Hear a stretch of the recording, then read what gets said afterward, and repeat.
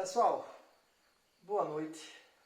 Vamos ter um esclarecimento aqui sobre raios, relâmpagos e trovão. Vamos tentar desmistificar isso aí com base nos nossos estudos anteriores. Então, veja só.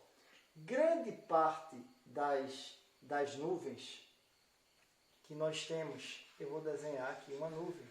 No interior dessas nuvens, que são nuvens de tempestade, geralmente são chamadas de cumulonimbus.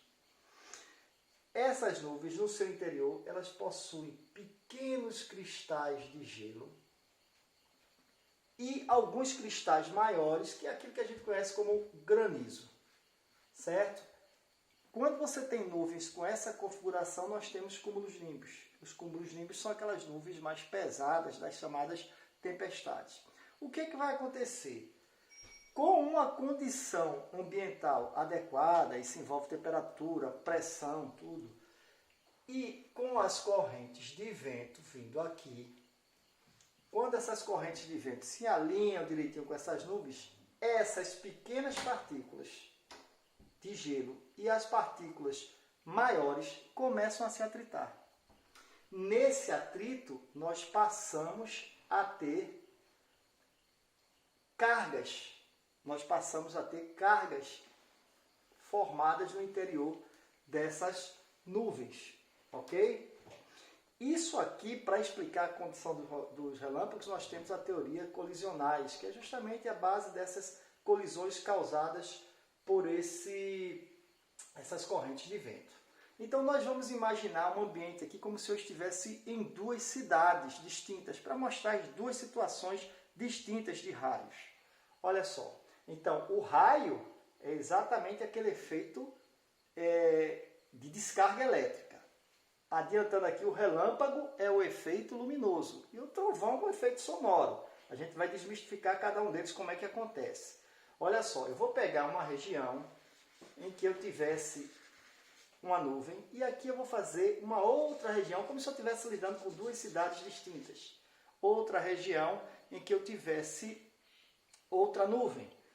Supõe que com essas correntes de vento vindas aqui, no interior, com esses atritos, com essas colisões, essa nuvem ficasse com cargas positivas aqui na parte de cima dela e com cargas negativas aqui. Diferentemente esta, quando sofresse a ação das correntes de vento, passava a ter cargas negativas aqui e cargas positivas na parte de baixo.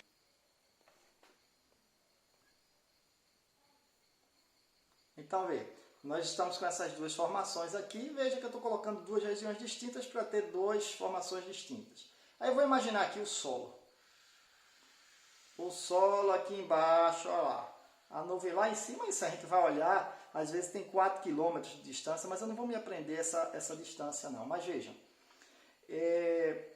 Aqui no solo, o que vai acontecer? Eu tenho essa nuvem carregada com cargas elétricas negativas aqui na parte de baixo.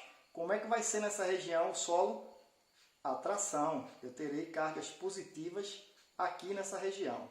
Já aqui que eu tenho muitas cargas positivas, como é que vai ser aqui nessa disposição, nessa outra cidade? Cargas negativas. Aí você vai lembrar de uma coisa chamada campo elétrico. Olha só, carga negativa gera campo elétrico, carga positiva gera campo elétrico. Então, nessa região aqui, entre a nuvem e o solo, eu tenho uma região de campo elétrico. Como é que a gente representa campo elétrico? Isso, linhas de força. Se são linhas de força, como é que acontece com as cargas negativas? As linhas de força entram na carga negativa e saem da positiva. Então, nessa região, eu teria um campo elétrico aqui, ó, representado como saindo da positiva e entrando na negativa. Diferentemente aqui, eu também tenho uma região de campo, só que como é que serão as linhas de força? Exatamente ao contrário. Ó, saindo da positiva, entrando na negativa, eu também tenho um campo elétrico aqui. Certo?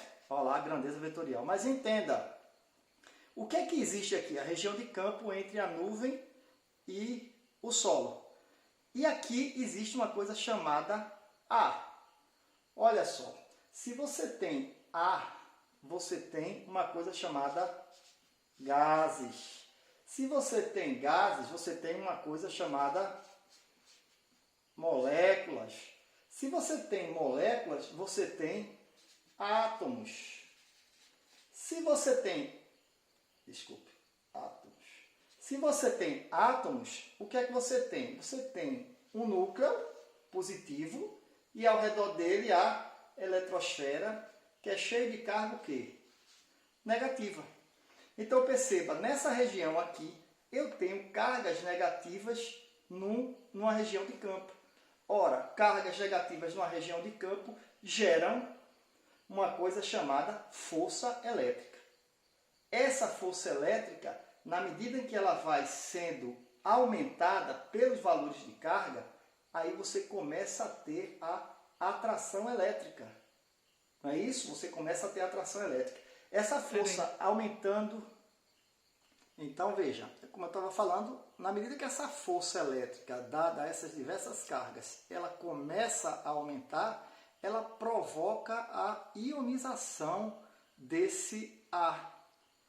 Nessa ionização, você tem a condução elétrica, ou seja, o que a gente vê como o raio é aquela descarga elétrica ordenada. E o relâmpago, o que é? O relâmpago é o efeito luminoso do raio.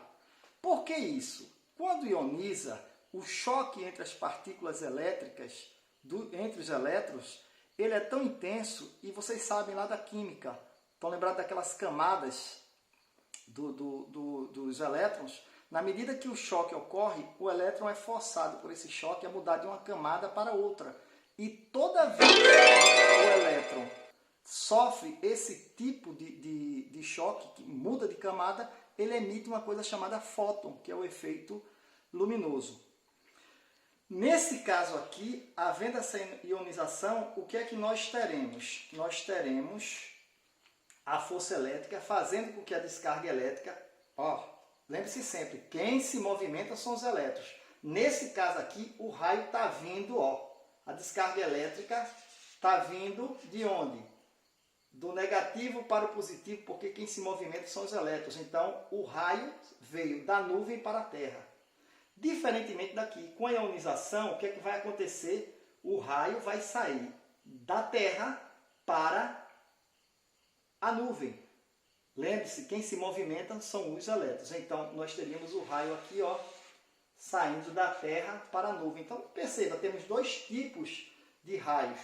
Vindo da nuvem para a Terra, vindo da Terra para a nuvem. Então, o que você tem aqui nesse efeito, aqui nesse momento, é somente transformação em energia térmica. Essa energia térmica, lembra-se lá, efeito Joule. Aqui no raio nós temos tão somente o chamado efeito Joule. Esse aquecimento é muito intenso.